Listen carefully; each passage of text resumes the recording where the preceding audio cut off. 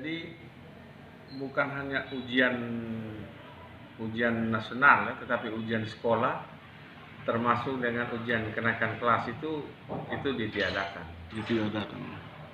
Sehingga kita sedang membuat pedoman, dari dinas membuat pedoman untuk menggunakan nilai-nilai yang sudah ada. Misalnya untuk naik ke kelas 2, nilai yang sudah ada semester 1 dengan ulang-ulang harian, itu nanti ada formulasinya, kita penambahan, perkalian, kemudian pembagian untuk mendapatkan nilai kelulusan akhir anak-anak untuk kenaikan kelas maupun untuk kelulusan SD maupun SMP. Ya. Ini berlaku untuk SD dan SMP? Berlaku dari SD, SMP, bahkan sampai dengan paket A, paket B maupun paket C. Ini informasi ini sudah sejak kapan nih Bapak? Sudah ada surat edaran Menteri Pendidikan dan Kebudayaan sejak bulan Maret awal.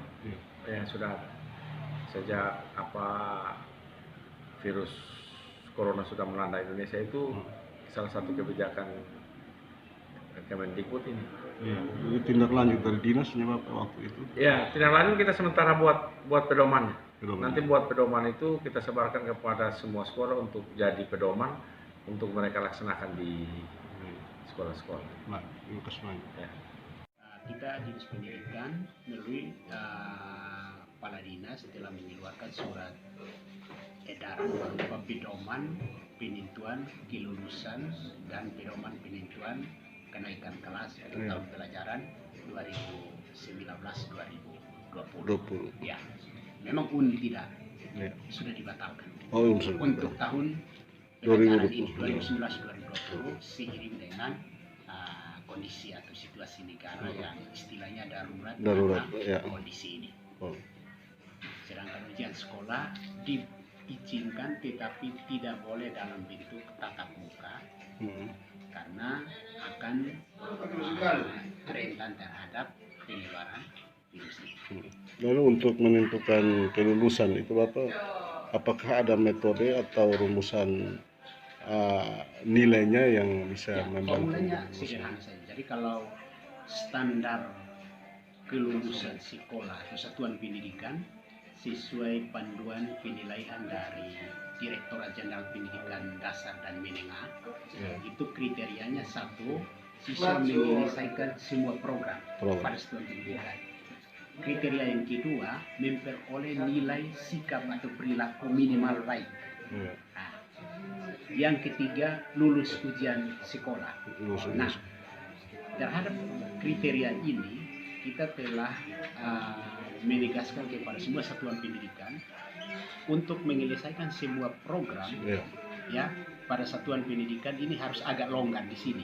Misalnya, ujian praktik tidak bisa dilaksanakan karena kondisi darurat. Nah, itu harus ada kebijakan di sekolah. Tidak boleh menilai itu secara 100%, tetapi ada kelonggaran di sini. Terkait dengan penilaian untuk nilai, kalau toh misalnya tidak memungkinkan ujian sekolah, maka nilai yang dipakai adalah nilai untuk SD, nilai rapor rata-rata kelas 4 semester 1 dan 2, kelas 5 semester 1 dan 2, dan kelas 6 semester ganjil. Kalau untuk SMP menggunakan nilai rapor kelas 7 semester 1 2, kelas 8 semester 1 2, dan kelas 9 semester ganjil atau semester 1. Nah, rata nilai itu yang akan diambil masuk di dalam nilai ijazah untuk kelulusan dan digunakan sebagai syarat kelulusan siswa di sini.